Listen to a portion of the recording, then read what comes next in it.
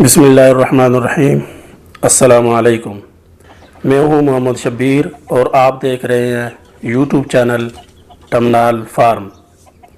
Series چل رہی ہے پولٹری بریڈ اور ان کی خصوصیات،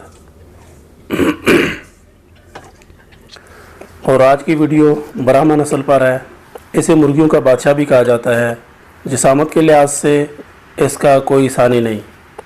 بنیادی طور پر یہ نسل امریکہ اور برطانیہ کی ہے، مگر پوری دنیا میں پائی جاتی ہے۔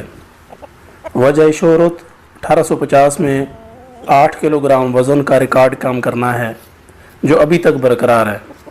نارملی میل 5.5 کلو گرام اور فیمیل 4.5 کلو گرام کی ہوتی ہے۔